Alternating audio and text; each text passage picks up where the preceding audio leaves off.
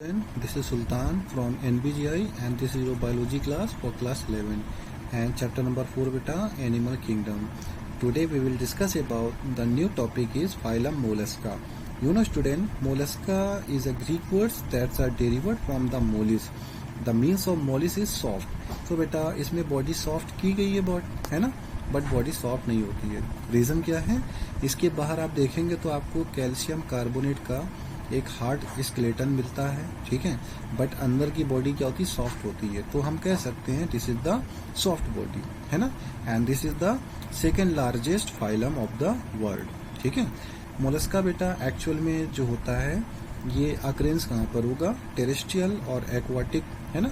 Aquatic में marine और fresh water दोनों में आ जाता है, ठीक है. और इसमें ऑर्गन सिस्टम ऑर्गेनाइजेशन होता है.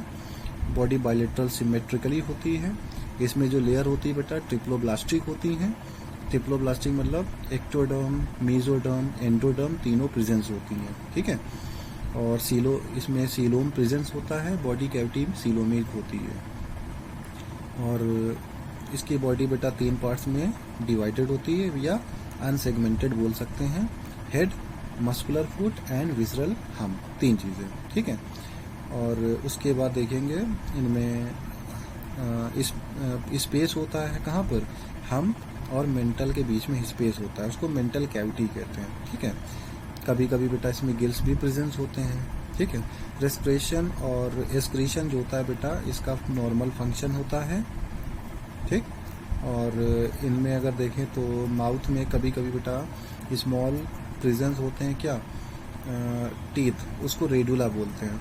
तो एग्जाम्पल इसका आएगा बेटा. फर्स्ट है आपके सामने example apple snail. Apple snail means Pila. Second बेटा मोस्ट इम्पॉर्टेंट ऑक्टोपस. पाइला में जो टीथ होते हैं उसको रेडुला बोलते हैं, जहाँ से फूड को गेन करता है, खाता है. ऑक्टोपस के अंदर रीजनरेशन की पावर होती है. जैसे कि आप जानते हो 8 आर्म्स होती हैं. अगर कोई भी आर्म्स इसकी कट हो जाती है सेकेंड आर्म फिर से डेवलप कर लेता है, ठीक है.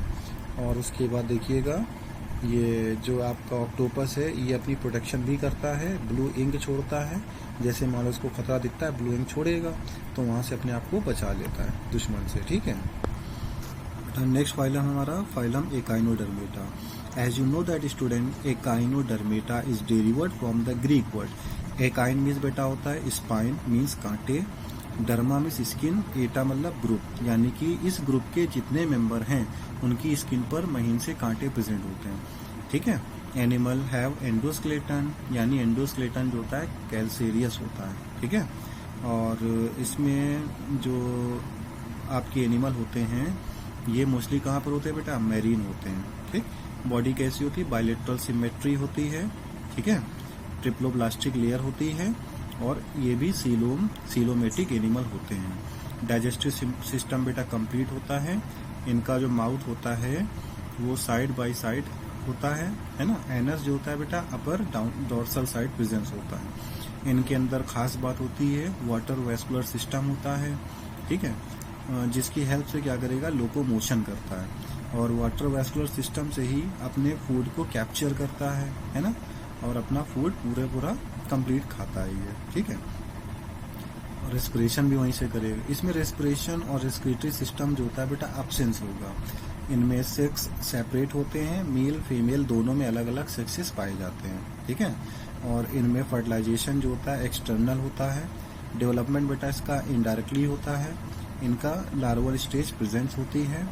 एग्जाम्पल देखें बेटा तो स्टारफिश और सी अर्चिन एग्जाम्पल होता है. स्टारफिश जैसे कि आप जानते हो बेटा ये स्टार लाइक बॉडी होती है, इसकी स्टार जैसी होती है ना.